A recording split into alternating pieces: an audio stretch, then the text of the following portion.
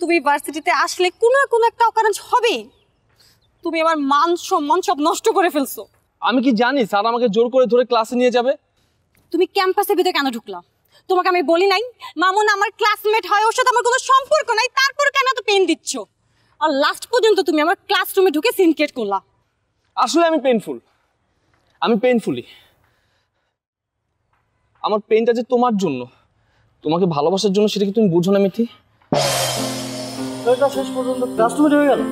আরে বেটা রাখ, ক্লাসরুম তো তাও ভালো, আর একটু হলে মেয়েদের ওয়াশরুমে ঢুকে যেত। আচ্ছা ও এমন কেন বলতো? ওই ছেলেটা এমন কেন বলতো আমাকে? কারণ ও হচ্ছে ফ্রেশ বয়ফ্রেন্ড, তাই না রে কোনা? বুঝলাম না এইসব কথা আমাকে কেন জিজ্ঞেস করতেছিস? তোমাকে জিজ্ঞেস করবো না? তোমার পরাণের বান্ধবী মিথিলার ফ্রেশ বয়ফ্রেন্ড একটা বেড়া। আচ্ছা ও আমাদের ভার্সিটিতে আসে কেন বলতো? কেন আসবে ও? পৃথিবীতে আর কেউ প্রেম করে না, ও একাই ফ্রেশ, একাই সাধু। দোস্ত এটা মিথিলার কাছে জিজ্ঞেস করতে পারিস না? ওর বয়ফ্রেন্ড আমাদের কেন ডিস্টার্ব করে? ওর বলে কোনো লাভ নেই, বুঝছিস? ও এখন ফ্রেশ বয়ফ্রেন্ডের প্রেমে অন্ধ। ঠিক বলেছে ও।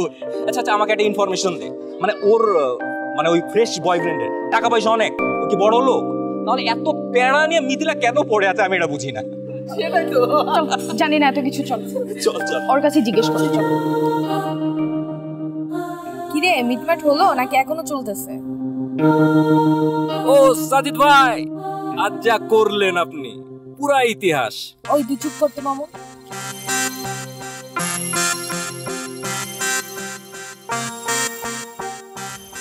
আমি তোমাকে বলি নাই সেদিন বাইকে আমি ওর সাথে এসেছিলাম? ভাই মানে তুই যে আমার সাথে বাইকে এসেছিস, ভাইয়া এটাতে মাইন্ড করেছে? আরে না ভাই, মাইন্ড করবো কেন? আচ্ছা জাস্ট মিনিট, মামুন শুনো না ভাই, দাঁড়াও। আমরাই নাম্বার ওয়ান হচ্ছে মেরিল পেট্রোলিয়াম জেলি। মামুন তুমি কিছু মনে করো না ভাই, মানে আসলে হয়েছে কি, মিথিলা তো আমার প্রথম প্রেম, অনেক বেশি ভালোবাসে আমাকে, তাই অনেক কিছু আসলে মেনে নিতে পারি না।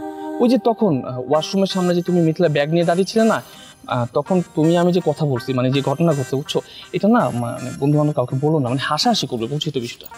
ব্রো চিল, আমি কাউকে করবো, কোনো অসুবিধা নেই, আমি বুঝতে পারছি। ওকে আর শুনেন, মানে মিথিলা অনেক ভালো মেয়ে, আর অনেস্টলি বলছি আমিও ভালো ছিলাম। আরে জানি তো, আমাদের মধ্যে কিচ্ছু নেই, উই আর জাস্ট ফ্রেন্ড।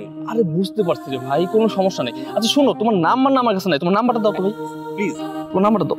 019।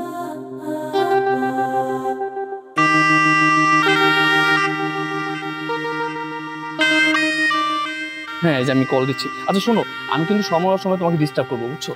মানে গার্লফ্রেন্ড বয়ফ্রেন্ড একটু মান অভিমান হলেই না ও আমার ফোন ধরে না, তোমাকে একটু ডিস্টার্ব করবো ওর খোঁজ খবর নেওয়ার জন্য। হ্যাঁ এই যে ফোন গেছে। হ্যাঁ এরা নাই ব্রো, ওকে আমি সেভ করে নিব। হ্যাঁ সেভ করে নিও। হ্যাঁ চল যাই। ওকে চল।